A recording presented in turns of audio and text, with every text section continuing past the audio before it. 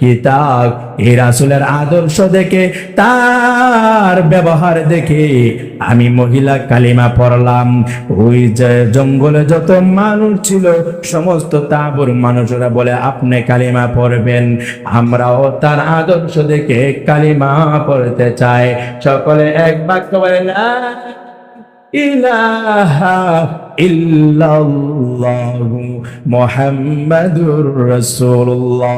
কালিমা পড়ে মুসলমান হয়ে গেলাম। আল্লাহর রাসূলের আদর্শ এইভাবে বলতে পারবো, শেষ করা আমার দ্বারা সম্ভব নয়। আল্লাহর পয়গম্বর কেমন আদর্শ ছিল, নবীজির সাহাবী হযরতে ওমর রাদিয়াল্লাহু তাআলা আনহু, নরম না গরম?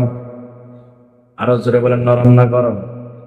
যার গরম, ওনার ওহি এমন মিজাজ যে উমরকে দেখলে বাগার শিয়াল একসাথে পানি খায়। সুবহানাল্লাহ বলেন। কেমন রাগ! হযরত উমরকে দেখলে শয়তান পর্যন্ত রাস্তা ছেড়ে দেয়, যে উমর আইতেছে, এলান করে দেয় উমর আইতেছে, পালা। কোন শয়তানও তাকে না, রাস্তা থেকে পালায়া যায়। হযরত উমরকে নিয়ে আল্লাহর রাসূল সাল্লাল্লাহু আলাইহি ওয়াসাল্লাম রওনা হয়ে গেল। রাস্তার মধ্যে একজন ইহুদি আল্লাহর পয়গম্বরের গলা মুবারকের মধ্যে গামছা বা মাফলার লাগাইয়া আল্লাহর পয়গম্বরকে পাশির মতো লাগাইয়া দিয়েছে। আল্লাহর নবীর চেহারা মুবারক লাল হয়ে গেছে, চেহারাটা একবারে লাল হয়ে গেছে, জিহ্বা বের হয়ে যাবে এমন একটা ভাব। হযরত উমর ডাক দেন, বেঈমান, আমার নবী আমার সামনে আছে, সেই কারণে কিচ্ছু বলি না। যদি রাসূল না থাকতো তোর কল্লাটা দুই ভাগ করে ফেলতাম। সুবহানাল্লাহ। সাবধান, ধমক দিবা না, সে আমার কাছে পাওনাদার। সুবহানাল্লাহ। আমার কাছে সে পাওনাদার। বলতেছে, ইহুদি ভাই, কেন তুমি আমার গলার মধ্যে গামছা লাগাইলা? কে মুহাম্মদ, তোমার কাছে আমি টাকা পাই, আমার টাকা দাও না কেন? তখন বলতেছে, ভাই, তোমার যে টাকা নিয়েছিলাম এই টাকা তো দেওয়ার ডেট হলো আরো 10 দিন বাকি আছে। কই দিন বাকি? আরো জোরে বলেন, কই দিন বাকি? আরো জোরে বলেন, কই দিন বাকি? আরো 10 দিন বাকি আছে। তারপরে বলতেছে, ভাই, আপনি যে আমার গলার মধ্যে এই যে গামছাটা লাগাইলেন, আপনার হাতে কি কষ্ট পাইছেন? সুবহানাল্লাহ।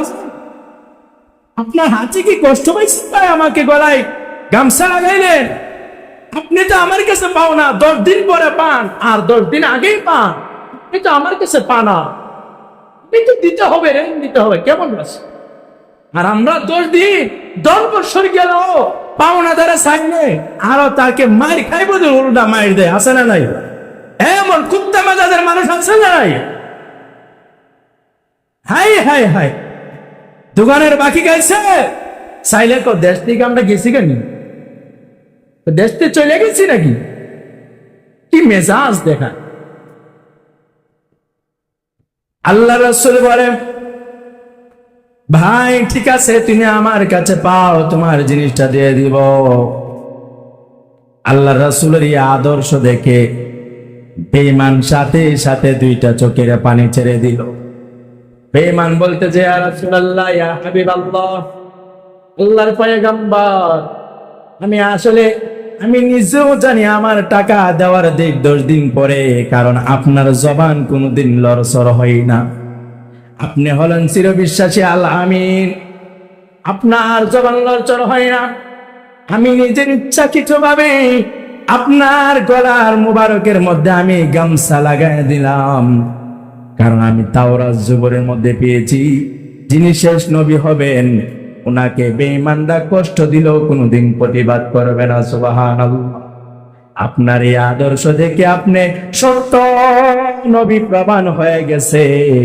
আমি এই মুহূর্তে আমাকে কালিমা পরে আপনি মুসলমান বানায় দেন। সুবহানাল্লাহ।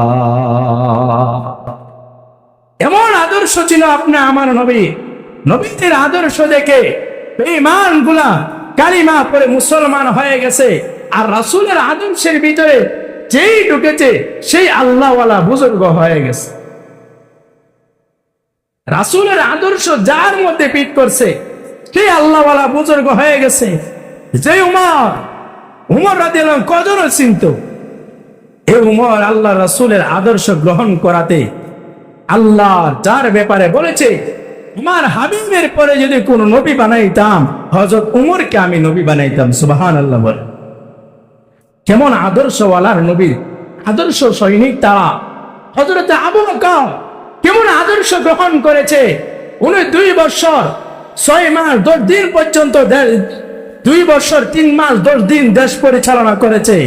অথচ 2 বছর 3 মাস 10 দিন যতদিন পর্যন্ত উনি দেশ পরিচালনা করেছে, ইতিহাসের মধ্যে এসেছে এক চুল পরিমাণ বিন্দু পরিমাণও রাসূলের আদর্শ থেকে বাহিরে যে উনি দেশ পরিচালনা করেন নাই। সুবহানাল্লাহ। কেমন আদর্শ তাদেরকে শিক্ষা দিয়ে গেছে, কেমন আদর্শ তাদেরকে শিক্ষা দিয়েছে। হযরত আবু বকর কেমন আদর্শওয়ালা। হযরত আবু বকর কাপড়ের ব্যবসায়ী ছিলেন। যখন দেশ পরিচালনার দায়িত্ব পেলেন, ব্যবসা আর চালাইতে পারেনি, সমস্ত সাহাবায়ে কেরাম বসে, তারা খেলাফতের রাশেদার যুগে তারা বসে সকালে বলে আপনার তো পরিবার পরিচালনা করতে হবে, আপনার কিছু উপার্জনের দরকার, আপনি যেহেতু ব্যবসা চালাইতে পারেন না, ওনাকে একটা বেতন ধার্য করে দিলেন। কেমন আবু বকর, কেমন রাসূলের উম্মত। আপনাদেরকে কয়েক সপ্তাহ আগে বুঝাইছি, একটা ঘটনা বলেছিলাম যে আল্লাহ রাসূল সাল্লাল্লাহু আলাইহি ওয়াসাল্লাম দুনিয়া থেকে বিদায় হওয়ার আগে সমস্ত সাহাবায়ে কেরামকে বলে যদি বিন্দু পরিমাণ আমার কাছে পাওনা থাকো আমাকে বলো, আমি তোমাদের পাওনাগুলো মিটাইয়া দিব। এই রাসূলের আদর্শ এই আবু বকরের ভিতরেও প্রতিচ্ছবি হিসাবে ঢুকে গেছে। সমস্ত সাহাবায়ে কেরাম সকলে একটা বেতন ধার্য করেছে, যার জন্য জায়েজ। এই আবু বকর মৃত্যুর আগে বলে, শোনো ভাই, উনার পরিবারদেরকে সমস্ত সদস্যদেরকে একে বলেন আমি যদি দুনিয়া থেকে বিদায় হয়ে যাই তাহলে আমার সমস্ত সম্পদ বিক্রি করে হলো বাইতুল মালের মধ্যে জমা দিয়ে দিবা। আমি যে বেতনটা আনছি যেন আল্লাহর আদালতে আমার না দাঁড়াইতে হয়। সুবহানাল্লাহ। কেমন আদর্শ তাদেরকে শিক্ষা দিয়েছে। আমার এই দুনিয়াদার যে নেতা আছে, দুনিয়াদার যে নেত্রী আছে, তাদের ভিতরে ঢুকলে সন্ত্রাস হওয়া যায়, আল্লাহওয়ালা হওয়া যায় না। ঠিক না বেটি? আল্লাহ রাসূলের কাছে দাহিয়া কলবি যিনি বিশ্ব সন্ত্রাসী ছিল, যে নাকি তার নিজের মেয়েকে জীবন্ত কবর দিয়েছে, অথচ রাসূলের আদর্শ শিক্ষা গ্রহণ পেয়ে সে পৃথিবীর অন্যতম একজন সাহাবা হয়ে গেল, যার রূপ কেমন জানেন? আল্লাহর রাসূলের কাছে হযরতে জিবরাইল মাঝে মাঝে তাহিয়া কলবির সূরত ধরে আল্লাহর রাসূলের কাছে আসতেন। সুবহানাল্লাহ। কেমন আদর্শ শিখছে। হযরতে জিবরাইলকে একদিন হুসাইন রাদিয়াল্লাহু আনহু দাঁড়াও, ও কি তুমি আজকে মজা দিবা না? ও কিসের মজা? দাহিয়া কলবি না তুমি কহ? দাহিয়া কলবি তো কোনোদিন আমার রাসূলের দরবার আসলে, আমার নানার দরবার আসলে আমাদেরকে কোনোদিন খালি হাতে রাখে না। সুবহানাল্লাহ বলেন না। জিবরাইল আল্লাহর দরবার কয়, ইয়া রাসূলুল্লাহ, বিপদে বললাম, আপনার নাক ধরে ফেলছে। ও জিবরাইল, আমার যে দাহিয়ার যে তুমি সূরত ধরেছ, আমার এই দাহিয়া কলবি কোনোদিন আমার নাতির সামনে আমার দরবারে খালি হাতে ফিরে যায়। আমার রাসূল হিসাবে, আমার নাতি হিসাবে আমি যেমন মহব্বত করি, আমার দাহিয়া কলবিও আমার নাতিদেরকে মহব্বত করে। একটা চকলেট, একটা খেজুর হইলো আমার নাতিদের জন্য নিয়ে আসে। সুবহানাল্লাহ। পরে পরিচয় দিতে বাধ্য হয়েছে, আমি তো দাহিয়া না, আমি হইলাম হযরত জিবরাইল। সুবহানাল্লাহ। যার নামটা ছিল বিশ্ব সন্ত্রাসী হিসাবে রাসূলের আদর্শ গ্রহণ করার কারণে, যার সূরত আল্লাহর নবীর কাছে যিনি ওহী নিয়ে আসে, যিনি হলেন সমস্ত ফেরেশতাদের শ্রেষ্ঠ ফেরেশতা, জিবরাইল তার চেহারার সূরত ধরে। সুবহানাল্লাহ। আমাদের দুনিয়াদার নেতা যারা আছে, তাদের নেতাগিরি করতে গেলে আল্লাহ ওয়ালারা ধরে ধরে গাঁজাখোর বানায়, মদখোর বানায়, ইরুঞ্চি বানায়, বিশ্ব সন্ত্রাসী বানায়, টেন্ডারবাজি বানায়, তাকে নারীকুর বানায়, তাকে এমন ভাবে সমাজের মধ্যে একজন টেররিস্ট বানায় দেয়। ঠিক না বেটি?